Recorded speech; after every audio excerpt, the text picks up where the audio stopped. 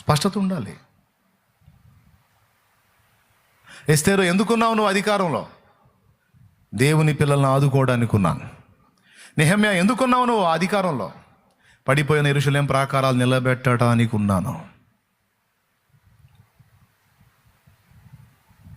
నిన్ను దేవుడు ఎందుకు అధికారాల్లో ఉంచాడో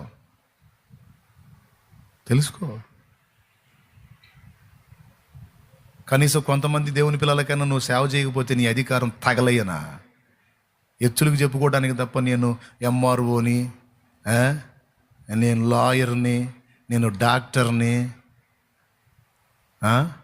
నేను జడ్జిని, నేను పోలీసుని, నేను ఎస్ఐని, సిఐని, 10 మంది దేవుని పిల్లలకు జరుగుతున్న అన్యాయానికి అడ్డుపడి వారిని ఆదుకోవడానికి చేతగాని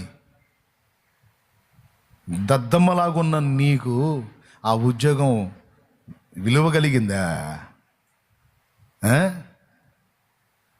ఎందుకది? ఎచ్చులకు చెప్పుకోవడానికి తప్ప ఎందుకు పనికిరాదు? ఎవరైనా సరే, నేను ఫలానా అధికారిని నా దగ్గరికి వస్తే నేను ఫస్ట్ ఆశించేది అదే. కొంతమందికైనా మరి నేను పోలీస్ అన్నావు, కొంతమందికైనా నీ వల్ల దేవుని పిల్లలకు న్యాయం జరిగిందా?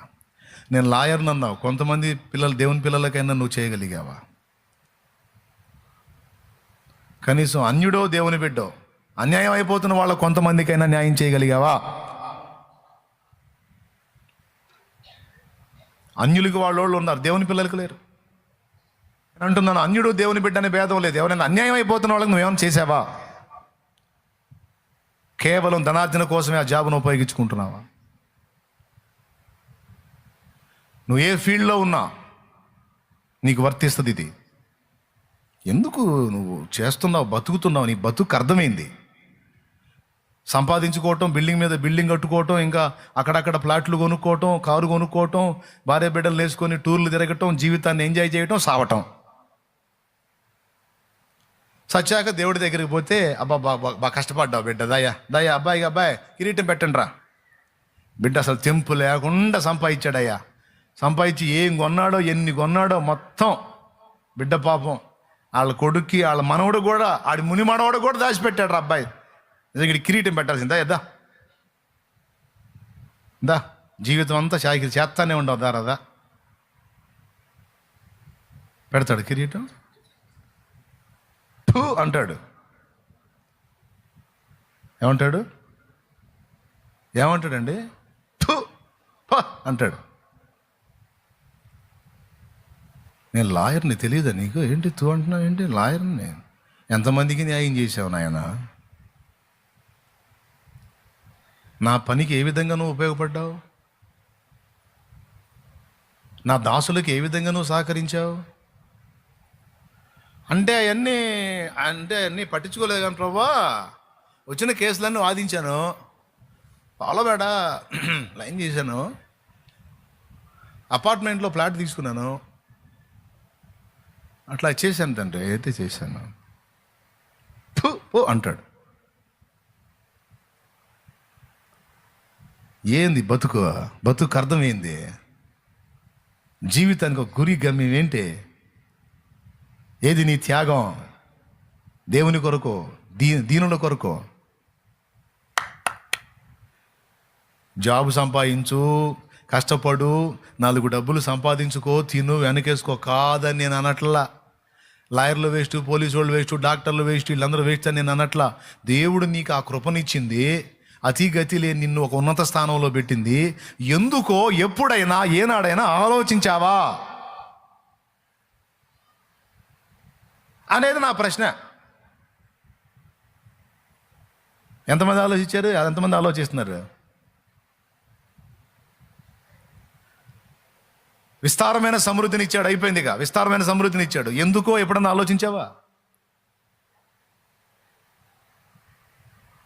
రూపాయికి రూపాయి ముడేయటానికి కాదు.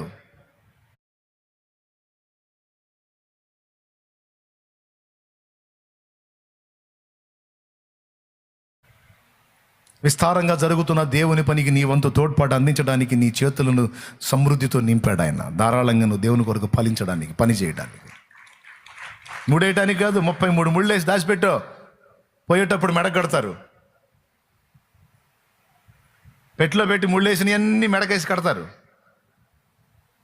నో, దేవుని నిమిత్తం, దేవుని పని నిమిత్తం, జరుగుతున్న పరిచర్య నిమిత్తం అక్కడ భద్రపరచబడుతుంది అది.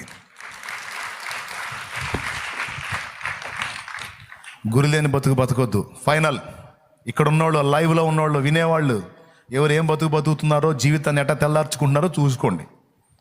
ఒక అర్థం పర్థం లేని వ్యర్థమైన బతుకు బతకొద్దు. సేవ చేసేవాళ్ళు సేవ ఎలా చేస్తున్నారో తెలుసుకోండి. పాడిందే పాటరా, ఆడిందే ఆటరా, పద్దస్తమానం అదే అదే అదే అదే చక్రం తిప్పిందే తిప్పి కాదు. ఎంతమంది సరుకు లేచారు, సువార్థికులు ఎంతమంది లేచారు, అందులో కాపర్లు ఎంతమంది తయారయ్యారు, సత్యం పక్షంగా పోరాడేవాళ్ళు ఎంతమంది తయారయ్యారు, ప్రార్థన గుంపును తయారు చేసే ఆత్మీయ నాయకులు ఎంతమంది తయారయ్యారు, సరుకు ఎంత తయారైంది ఇందులో. దేవుని పరిచర్యకు సహకారులు ఎంతమంది లేచారో, సంఘంలో మానక మొర్రపెట్టే వాళ్ళు ఎంతమంది తయారయ్యారో, బలిపీఠం మీద అగ్ని ఆరిపోకూడదని వాక్యంలో ఉంది. అలాంటి ప్రార్థనా యోధులు ఎంతమంది తయారయ్యారు. ఒక గురి స్పష్టంగా జరుగుతుందా లేదా, దేవుడు ఆశించిన ఫలం ఉందా లేదా, లేకపోతే పడి ఆడవాళ్ళ బలిపీఠం మీద పడి ఏంది ప్రభా వాళ్ళదా పరిపక్వత రావట్లేదు తండ్రి, ఒకళ్ళన్నా లేవట్లేదు తండ్రి, ఒకళ్ళన్నా ప్రయోజకులు కావట్లేదు తండ్రి, ఒకళ్ళన్నా ప్రకటించే వాళ్ళు లేవట్లేదు తండ్రి, ఒకళ్ళన్నా నీకోసం కాపర్లుగా లేవట్లేదు తండ్రి. ఇది వారి ఓటమా, నా ఓటమా, ఎవరి వైఫల్యం తండ్రి, నాకు చేతగా లేదా, నాకు సాయం చేయమని బలిపీఠం మీద పడి ఆడవాలి, రొమ్ము కొట్టుకొని ఆడవాలి.